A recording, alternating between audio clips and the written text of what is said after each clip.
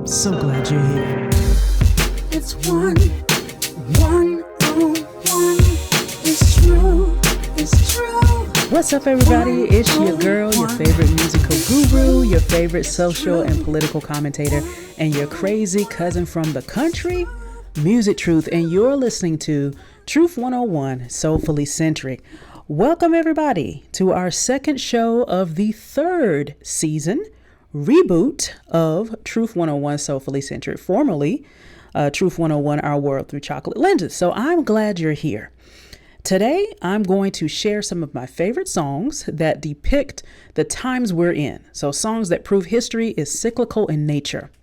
Perhaps it will give us some hope. Perhaps it will remind us that we aren't crazy. But most importantly, that we've seen these times before and we will be okay. So I want to start with a phrase that was coined during the 90s. Okay, so this particular phrase was coined during the 90s. It truly encapsulates what I think anyone who's trying to talk to us in 2026 with the looming midterm elections should be talking about, or they probably aren't having as effective of a conversation as they'd hope with our community. Black folks, middle class, lower class, or marginalized groups that are feeling the squeeze. And this phrase is, "It's the economy, stupid." It's the economy, stupid. James Carville said this in 1992. He was a Democratic political strategist and advisor for Bill Clinton's presidential campaign. So in 1992, Bill Clinton ran against George Herbert Bush, the dad, for president of the United States of America, climbing in and out of the Reagan-era policies, codifying that shift of wealth between the classes. And in the midst of a recession, so this phrase really succinctly and unabashedly captured the true concerns at the heart of the American people at the time. And it was the way to resonate and reverberate, that if they stayed focused on this message, it would land with the average American. And so the economy transcends political parties. It transcends race. It transcends zip codes. It is an inescapable force, depending on which side of the line you're on. And I mean, when I say the line, above or below. And so this phrase was even hanging on a sign in the decision room. And I remember watching a BTS footage of the Clinton campaign and seeing this saying on the wall. This message proved to be invaluable to the campaign. It's the economy, stupid. Okay, remember that. So politicians, community leaders, if you're running for anything right now, okay, from local to state to federal positions, if you're not talking about the economy, you're out of touch. I don't know what else to tell you. Unless you're immune to the economic changes, maybe you're a billionaire, or maybe you make, maybe you're upper middle class, maybe you make $300,000 a year and you think you are, but maybe you racked up debt and you are actually a layoff and emergency away from having to care about this economy. It's still, in 2026, it's the economy, stupid. So someone should have that on a campaign wall today. If you don't, you're missing the mark. Has anyone told Keisha Lance Bottoms, who will have my vote, that if she isn't talking to Georgians who are feeling the squeeze right now, the one unifying force is the economy. It's the economy, stupid. And so we've seen this before, but I became curious as to what the nation's artistic and expressive response has been historically during times like today to recession, national security concerns, and social upheaval. So these cleavages, those divides, those identities, those concerns and matters of character within a society. Today's show, I want to map just a couple of these moments in American history. I'm just going to land on three songs, I think, and two recessions is by no means exhaustive. And especially amongst the artists, it is by no means exhaustive. We've got so many folks who have used their platform to speak artistically, use their art to speak to the heart of our community. I'm not going through everyone today by any stretch of the no way at all. I'm only naming three. And that should let you know it is nowhere near exhaustive. Nowhere is it near exhaustive. And so let's get into it. 3 songs written during economic uncertainty and ironically written during Petrol motivated conflict with Iran. And so, or Iran, let me pronounce it correctly. And so again, just showing how history is cyclical. These are not things we have not seen before. And also just attempting to show and demonstrate that through line of what has happened in the past and how it informs today. So according to Investopedia, which is not just for stocks and bonds, is one of my favorite places to research financial trends and news, the U.S. has had 14 official recessions since the Great Depression. Okay. Personally, I think there have been a couple more. This particular article ends that last recession during COVID, the COVID pandemic. I personally think we in a little something now, but it lists 14 since the Great Depression. There are 2 recessions that mirror a bit of what we're seeing today, and in fact lay the foundation of what we're seeing today geopolitically in the U.S. and Iran. And so the guns and butter recession, that lasted from December 1969 to November 1970. I'm going to talk about that.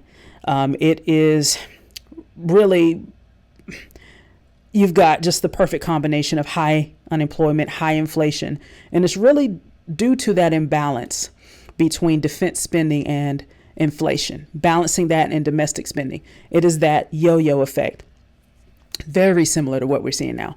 According to a 2021 Forbes article entitled "The Guns and Butter Era Has Returned, Bringing Inflation with It." This article is from 2021. So again, we're seeing these things.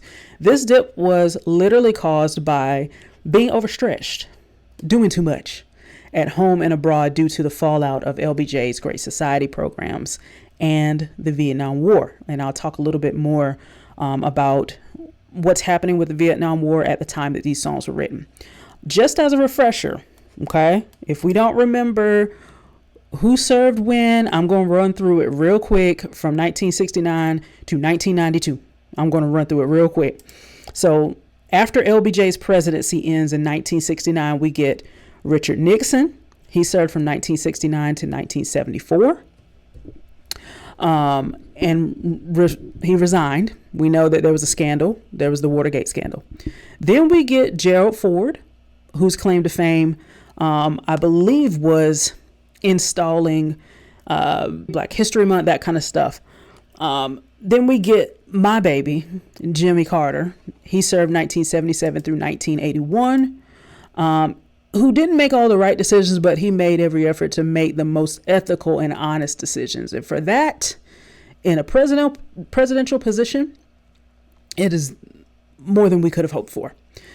And then we get Reagan after Jimmy Carter, which his presidency, his run for re-election was greatly impacted by the Iran-Contra scandal, which we will not get into today because that's overstretching for the time that we have. Who am I kidding? I have all the time that I want to have, but the time that I've allotted, we get Reagan, and then we get George H. Bush, who continued and solidified Reagan's economic policies and marches us right up to 1992. And the quote that I shared at the top of the show, where he was beat by Bill Clinton. Whew. All right. So let's take it back to what was going on during Richard Nixon's presidency, other than the hot mess that was Watergate. So we were in a bad way. Y'all. And the brothers were speaking to the reality of the war fallout. Okay. You've got folks coming back from Vietnam with opium addictions. You got servicemen coming back and arriving home to no jobs and no respect in a burgeoning version of America following the assassination of MLK, Malcolm X. All of these civil rights leaders are wiped out, and then you get the passing of the civil rights movement, and then you come right on up to the 1970s, and we are in Vietnam War, and folks are tired of it. One of the last stands that Dr. MLK did, he was very anti-war, and he was very much pro workers rights. Okay.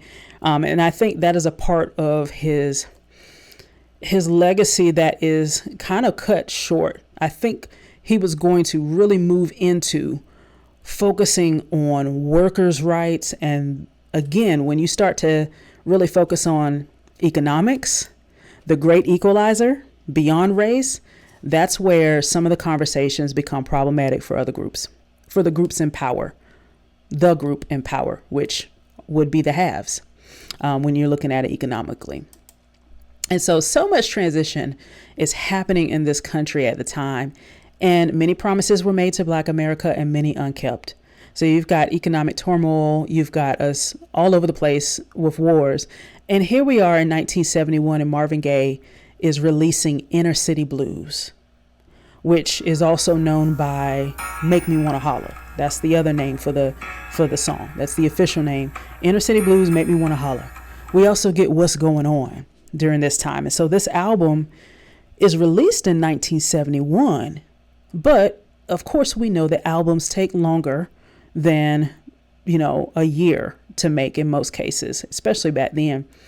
And so you can bet he likely worked on this 1969, 1970 during the Guns and Butter recession and just before the oil embargo recession, which I'll get into in a minute. So he is focused. When you listen to Inner City Blues, when you listen to What's Going On, he is focused solely on economics, and he's focused on this war.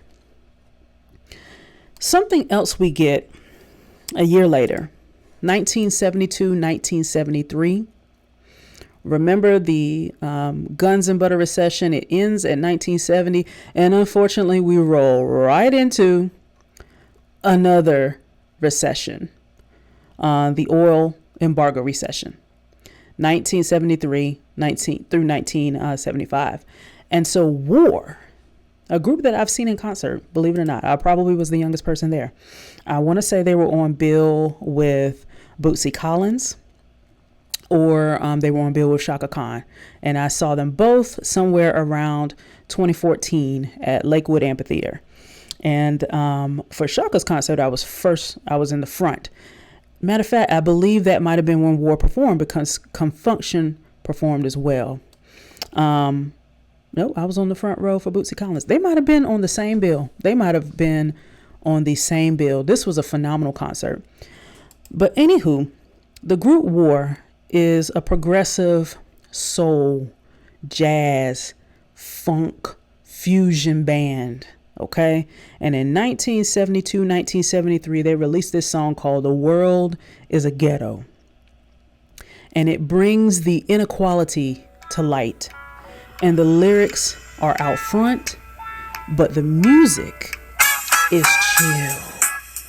It's not asking for a whole lot. It's centering in on the story that's being told. Now, y'all, I don't have the rights to this music. I cannot, I can't get Marvin and War, and then the next person I'm going to talk about cleared. Okay. But pretty much the name of the song is The World is a Ghetto, and it is by the group called War. Do yourself a favor and go listen. The opening lyric, smoggy eyed, it does a couplet. The next lyric ends with weary eyed, crying in the night, teary eyed. And then it gets to the chorus, which is very clear. Did you know that it is true for me and for you? The world is a ghetto. It doubles down on it. Don't you know that is true? That for me and for you, the world is a ghetto. Listen, there's no mistaking what they're discussing. They're talking about everything that is happening in the world and how it feels for the people who are living in it. Smoggy-eyed, we're talking about pollution. Weary-eyed, we're talking about a hopelessness that is in the air. Teary-eyed, we're talking about the physical manifestation of that feeling of an oppressive environment, possibly informed by the conditions that I just described. So you've got Marvin giving us Inner City Blues, depicting the story of folks living in the inner city. And then you've got War a year later, The World is a Ghetto. In 1973, 1975, As I mentioned, we've got the oil embargo recession going on, and we've got the fallout of Vietnam War, which is ending around 1975. So we're winding down the Vietnam War. Doesn't mean we're done with war, though. And a continuation of instability in Iran, one that eventually reached a fever pitch in the 1970s during the Carter administration and into the Reagan presidency. Because during this time, we're also propping up the Iranian Shah, Mohammad Pahlavi, which we put into place after encouraging the 1953 coup. So, folks, it's a whole other show to give you a rundown of the geopolitical history of Iran as well as the Iran-U.S. relations. There are lots of great sources out that run it down better than me. There's a book called The Treacherous Alliance that talks about how Israel and Iran used to actually be friends because they had common interests. In the region, they were religious minorities. In a region that is majority Sunni Muslim, they were religious minorities. Iran being a minority sect and Israel being Jewish, a Jewish nation. They had more power if they stuck together. They used to have an oil pipeline. They did business together. The issue came in the 1950s when Iran wanted to nationalize its oil. Iran wanted to nationalize its oil and wanted to kick out these bigger companies, BP, that, had more of a say. And, when you've got a major national resource and you have an outside company having a lot of, say in the policies, the direction of that major national resource, one might say that they could actually run the country more than you. You get this saying banana republic for countries that had Chiquita bananas that came in before it was Chiquita bananas. It came in and it made these promises. It built roads that only led to the resources that would help them. And they pretty much ran that country because they controlled the major resource. Iran wanted something different for themselves. And at the end of the day, that was not going to bide well with the Western powers that be. And something that we like to do is use our influence and monetary influence and military influence to pursue our interest. That is foreign policy, when you are more driven by military prowess and going about it that way and not necessarily diplomacy. And there are ebbs and flows. We've had times where we have focused more on diplomacy and times where we focus more on military might. And sometimes we've done one well and not the other. And sometimes we've done both well. But during the 70s, so you've got this coup that is forced, and we put in our guy, Mohammad Pahlavi, the Shah. He is put in, and he's our guy. We're going to invest in him. And when I say we, I mean the U.S. We're going to invest in him. We're going to prop him up. This is who we want to run Iran. This is who we can work with. And so in the 1970s, if you fast forward after the coup that we financed and supported, we're sharing nuclear education with Iran. We're promoting the Shah, which is the figurehead that we wanted in place. And that's according to the Encyclopedia Britannica. There's a U.S.-Iran relations timeline. And in 1979, the Iranians kicked the Shah out. This is where the Iranian Revolution begins. They said, I think we want something different. And so, and let me make sure I correct this. When the 1953 coup happened, it was not because of the Iranian people saying we want something different. They wanted to nationalize and have control over their natural resource. We chose to interfere in that because we felt it would be in our best interest to continue things the way they were. And the Iranian people did not want that. But we put our guy in place. And then it took about, 53, 63, 73. It took a little over 20 years. And you have the Iranian Revolution. And they get him out of there. And they've had a theocracy ever since. And you've got the rise of Khomeini during this Iranian Revolution. The U.S. then began funding and equipping Iran's next door neighbor. So here we, again, this is what we do. We will finance and fund in ways that we feel suit our best interests, whether it is a proxy war in South America, in El Salvador, we are funding this side or we're funding this side. It's what we do. It is the nature of U.S. foreign policy. And I'm not saying whether I agree with it or not. I'm simply stating what happened historically. Okay. So we started funding Iraq and we gave them weapons because we wanted them to beat the Iranians. Then you get the Iraq-Iran war, which lasts into the 80s. And some might say that some of the weapons that we gave Iraq, they even used against us during the Gulf War.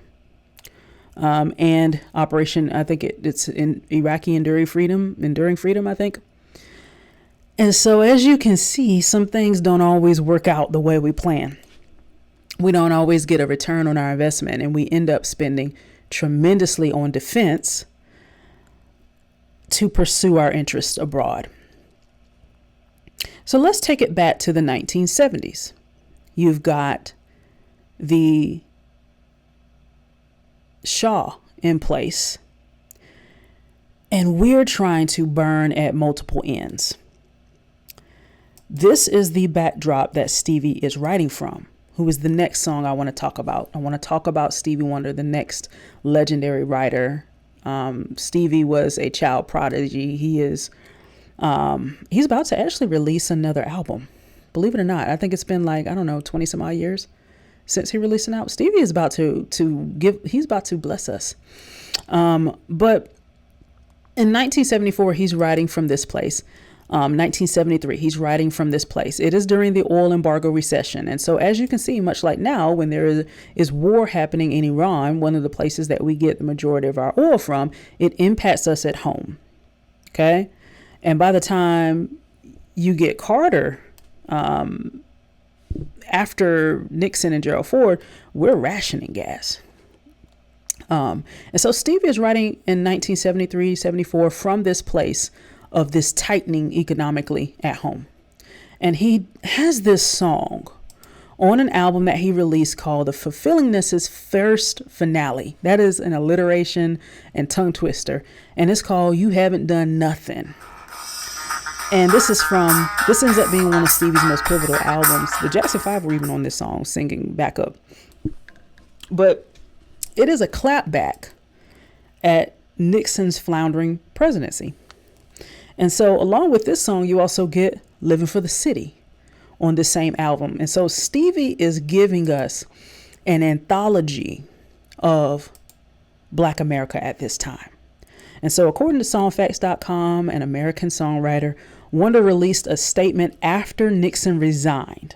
Now, word on the street is, and I read this in a couple sources, Nixon resigned 2 days after this song was released. Now, I don't know if he resigned because of the song or if Stevie was just on point with his clapback, because this man resigned right after the Watergate scandal and everything came out. He eventually was like, you know what? I'm gonna head on out. And so Stevie has this statement that he does after he releases this song, and it's, quote, "Everybody promises you everything, but in the end, nothing comes out of it. I don't vote for anybody until after they have really done something that I know about. I want to see them do something first. The only trouble is that you always hear the president or people say that they are doing all they can, and they feed you with hopes for years and years. I'm sick and tired of listening to all their lies." End quote. Stevie was in his bag, baby. Okay? In his bag. This was during a time where artists understood the responsibility. They understood who they were representing, not only themselves, but their people, and they understood the responsibility that came with it. Think about all that I shared in terms of the environmental backdrop that's happening here, economically, socially, even amongst racial relations. There's integration going on. And so this is what's happening. And so the lyrics of "You Haven't Done Nothing" And I can't even sing a piece of this song and make it make sense. You have to go listen to it. Go listen to You Haven't Done Nothing. You will understand exactly what I'm saying here. There is a groove. This is when Stevie is in his bag, baby. Okay? Tearing that keyboard up. And the lyrics say, we would not care to wake up to the nightmare that's becoming real life. But when misled, who knows a person's mind can turn as cold as ice. The lyrics are more nestled behind the groove when you hear this song. You almost could ignore them in exchange for dance because it's a bop. And maybe it might even be a reprieve from exactly what Stevie is talking about. So if you compare it to The World is a Ghetto, War is giving us a depiction of society. Inner City Blues, giving you a depiction of society. What's going on? Giving you a depiction of a society. You might could cut a little slight two-step to the Marvin Gaye cuts, but it wasn't a tear the club. It wasn't a let's cut a rug on the floor to this. It was a listen in. Stevie managed to do both. This song makes you want to dance. And then you listen to those words and you're like, tell it, Stevie. Tell the truth. And so You Haven't Done Nothing was a specific response to President Richard Nixon and his problematic presidency. But perhaps the OJs pick up on that desperation in a different way. There's some desperation in the air.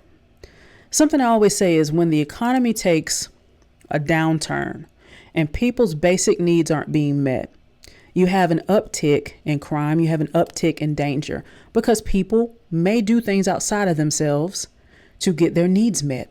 It's almost like if people had their needs met, there would be less crime. People may do things they thought they would never do. And so in 1973, again, during this same time period, we're in the oil embargo recession.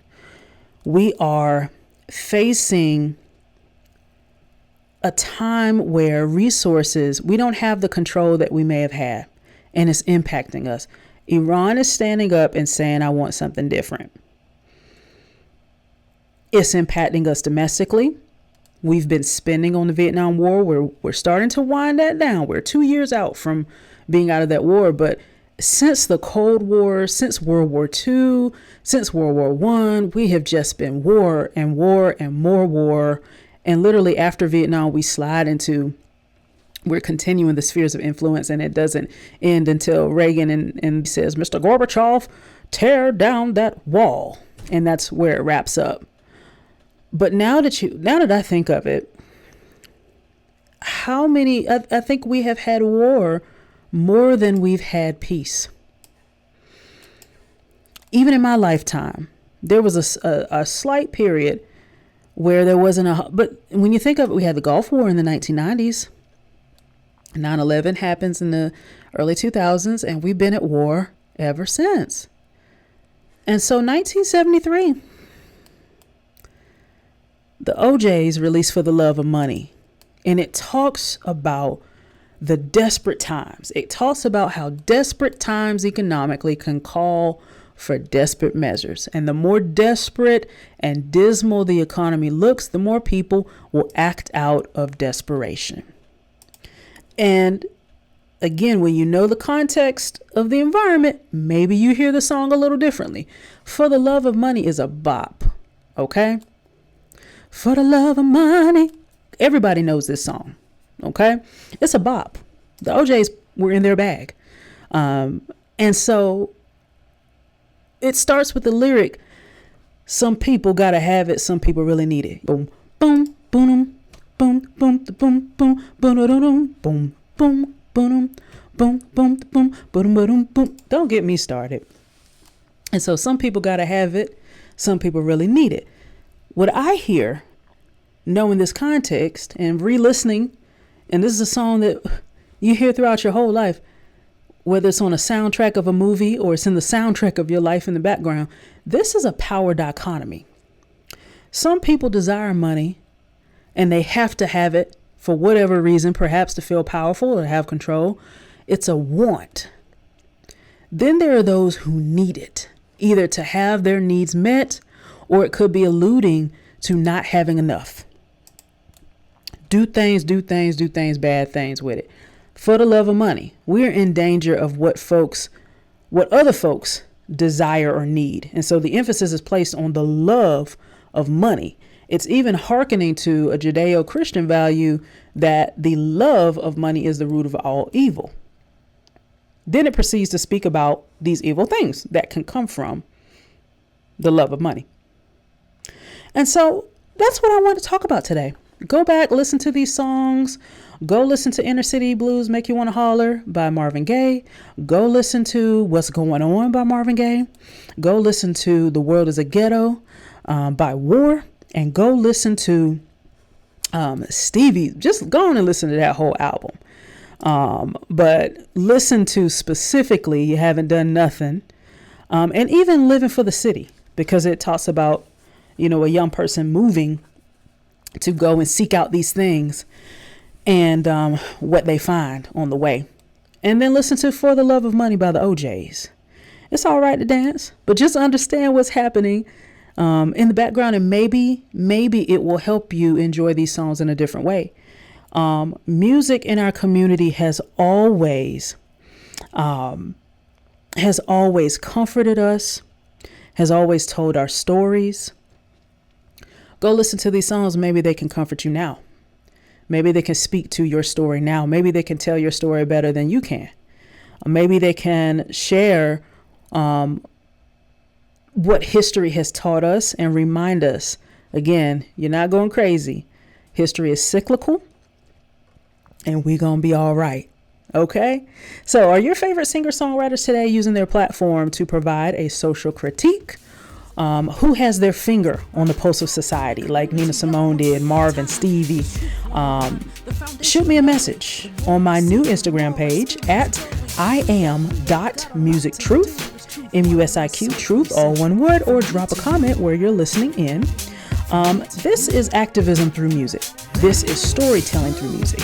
This is elevating voices and experiences through music and providing social commentary through music. I'm Step, aka Music Truth, breaking it down and bringing it all together for you. Visit us at musictruth.com. That's MUSIQ, truth, all one word. See you next time on Truth 101 Soulfully Centric.